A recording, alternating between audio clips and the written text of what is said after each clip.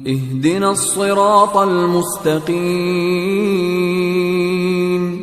الحمد للہ رب العالمین والصلاة والسلام علی رسولہ الکریم اما بعد.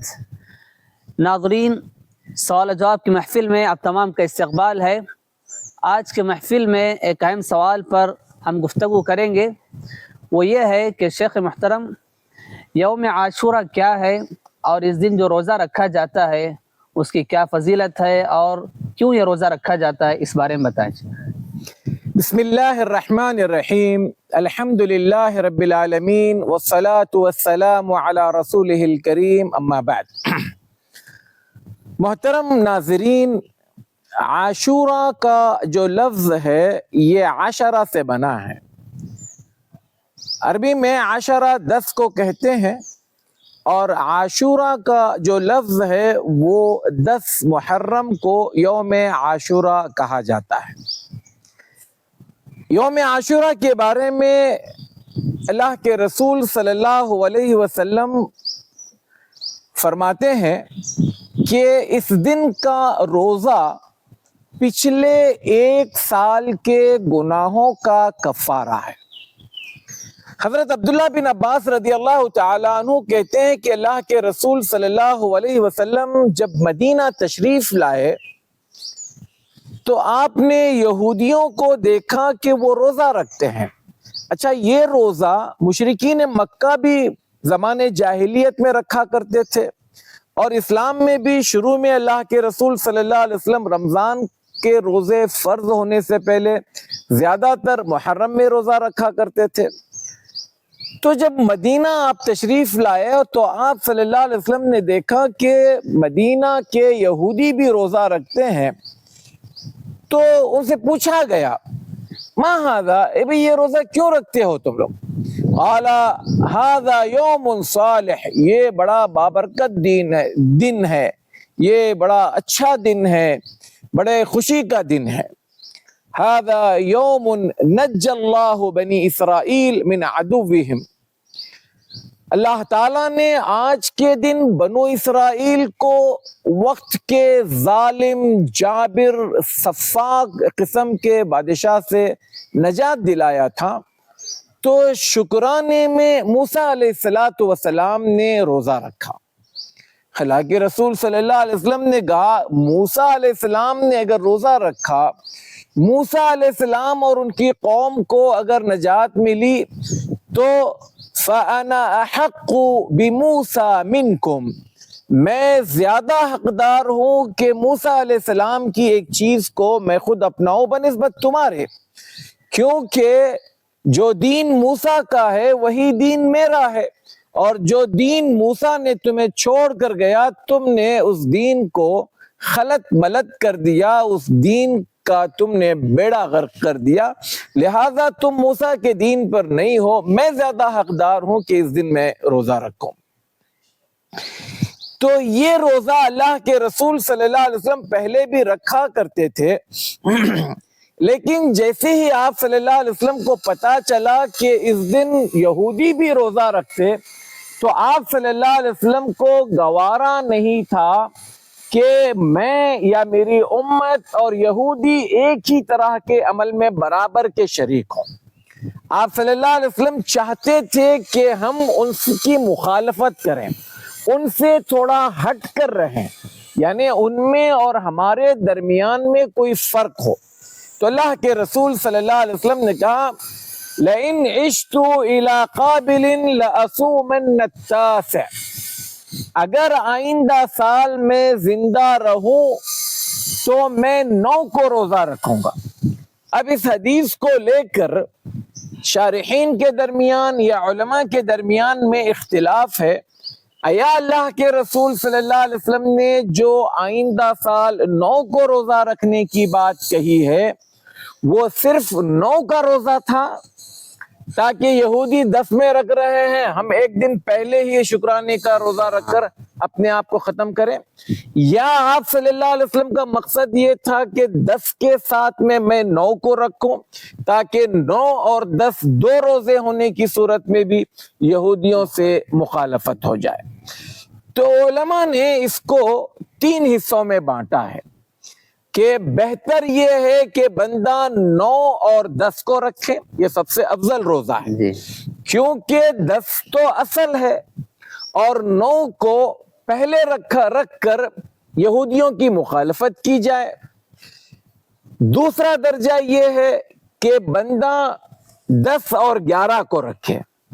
10 کا روزہ اصل ہے عاشورے کا، اور یہودیوں کی مخالفت کرنا ہے تو لہذا 11 کو بھی رکھیں گے، تو وہ صرف ایک روزے پر اکتفا کرتے ہیں، ہم 2 روزے پر اکتفا کریں گے۔ تیسرا یہ کہ بندہ اگر 2 روزے نہیں رکھ سکتا تو کم از کم وہ 10 کا ایک روزہ رکھے۔ جی اور بعض لوگوں نے یہ بھی کہا کہ اللہ کے رسول صلی اللہ علیہ وسلم نے صرف 9 کو روزہ رکھنے کا عندیہ ظاہر کیا تھا، 9 کو روزہ رکھنے کی بات کیا تھا تاکہ ایک ہی روزے میں مخالفت بھی ہو جائے اور روزہ بھی ہو جائے۔ عاشورے کا روزہ عاشورے کا نہ رکھ کر ایک دن پہلے رکھ رہے ہیں چونکہ شکرانے کا روزہ ہے، لہذا 10 کو رکھنے کے بجائے بعض علماء کہتے ہیں کہ اکیلے 9 کا رکھیں اور 10 کا رکھ کر یہودیوں کی موافقت نہ کریں۔ لیکن بہرحال علماء کی اپنی رائے ہے، ہم نے چاروں اقوال آپ کے سامنے رکھے ہیں۔ افضل یہ ہے کہ 9-10 کو رکھا جائے، دوسرا یہ کہ 10-11 کو رکھا جائے، تیسرا یہ کہ صرف 10 کا رکھا جائے، اور چوتھا بعض لوگوں کے نزدیک صرف 9 کو رکھا جائے۔ اچھا، اب اس میں یہ جو بات بتائی گئی کہ اس دن اللہ تعالیٰ نے موسیٰ علیہ السلام کو فرعون سے نجات دلائی تھی، تو یہ ایک تفصیلی واقعہ ہے کہ کس طرح سے اللہ تعالیٰ نے فرعون کو غرق کر دیا۔ اللہ تعالیٰ نے موسیٰ علیہ السلام کو اس ظالم جابر اور سفاک بادشاہ جس نے حدیں پار کر دی تھی ظلم و ستم کی، آج موسیٰ علیہ السلام کو راحت ملی، اور اللہ نے اس قدر دردناک انداز میں اس کو سزا دی۔ جب سمندر میں وہ ڈوب رہا تھا تو وہ ہاتھ اٹھا کر اللہ تبارک و تعالی سے کہتا ہے، آمنت انہ لا الہ الا الذین آمنت بہ بنو اسرائیل، کہ میں اس رب پر، اس معبود پر ایمان لاتا ہوں جس پر بنو اسرائیل نے ایمان لایا ہے۔ گویا فرعون کو اپنے بارے میں پتا تھا، لیکن اس کلمے کے کہنے میں اتنی تاخیر کر دی کہ اب اس کے لیے وہ دروازہ بند ہو چکا تھا۔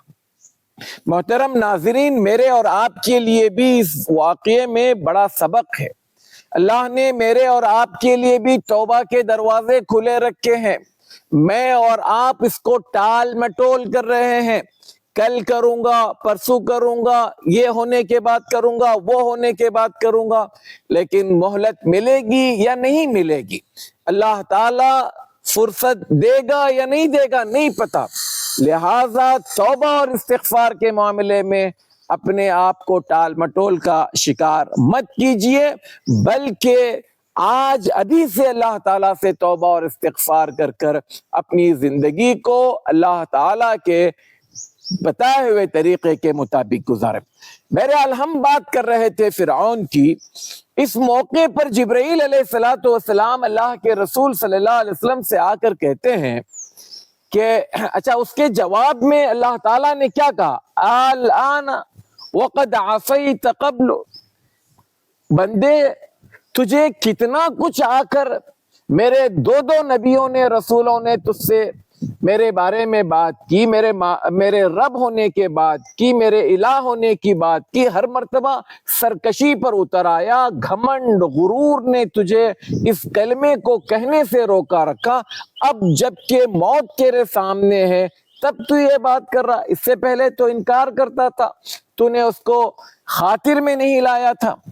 جبرائیل علیہ السلام کہتے ہیں کہ فرعون نے جب یہ بات کہی تو اے محمد صلی اللہ علیہ وسلم جانتے ہو اس وقت میں نے کیا کیا؟